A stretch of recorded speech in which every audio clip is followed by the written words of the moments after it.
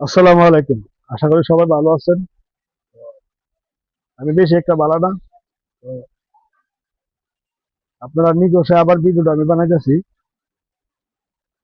আমি অনেক দিন ধরে অসুস্থ ছিলাম, প্রায় 5-7 দিন ধরে অসুস্থ ছিলাম, মেডিকেল ভর্তি ছিলাম। এর আগে আমি একটা ভিডিও দিয়েছিলাম। তো আপনারা দোয়া, আমি মোটামুটি এখন কিছু সুস্থ আছি। আপনারা যদি আরো দোয়া করেন তাহলে আরো সুস্থ হয়ে যাবো। তো অনেক ভাই আমাকে কমেন্ট করতেছে, ডেইলি কমেন্ট করতেছে, ভাই কেন আপনি ভিডিও দেন না, বা কি আসে বিষয়, কি সমস্যা আপনার।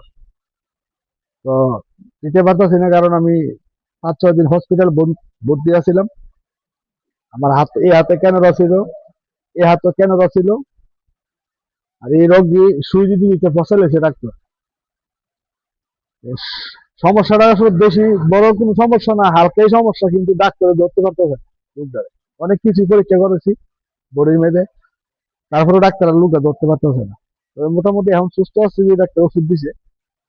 তো আপনারা সবাই জানেন যে আমি মোটর কন্ট্রোলার নিয়ে কাজ করি, চার্জার নিয়ে কাজ করি, এগুলো নিয়ে কাজ করি।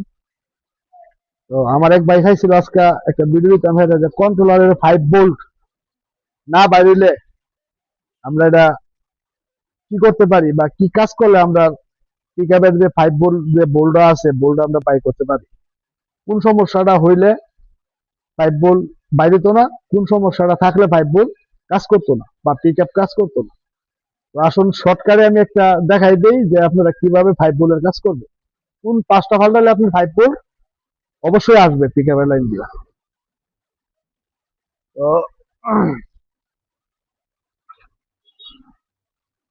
এই যে আমার কাছে একটা কন্ট্রোলার দেখতেছেন, এই যে এটা অনেক কাজ করা, মানে অনেক পার্টস একটা আমি খুলে লাইছি। তো এটা দিয়ে আমি আপনাকে বুঝাইতে পারতাম না, আর একটা দেখাই, নাহলে বুঝবেন না। এই যে একটা আইসি দেখছেন 14 ট্যাঙ্ক, এই আইসিটা, এটা হলো এই যত চিকুন তার আছে সম্পূর্ণ তারের কাজ করব এই আইসিটা। যেমন মোটরের আইসি কাজ করবে, আইসি 14 ভোল্ট বাই করে, এটা 14 ভোল্ট বাই করে। পিকআপের 5 ভোল্ট, 4.5 ভোল্ট বাই করে, এটা দিয়ে বাই করে। তো আশা করি বিষয়টা বুঝতে পারছেন। যদি কোনো 5 ভোল্ট না বাইর হয় পিকআপ দিয়া, পিকআপ দিলে দেখবেন অনেক সময় বাতিটা নিবা দেবো গা, ডাইরেক্ট নিবা থাকবো, একটা বাতি আছে ডাইরেক্ট নিবা থাকবে। যদি এটা নিবা তাহে তাহলে পিকআপে কাজ করতে হবে। আর যদি এটা নিবা না তাহে, পিকআপ দিলে এটা জলে নিবে, তাহলে বুঝতে হইব যে আপনার এখন 5 ভোল্টের সমস্যা আছে।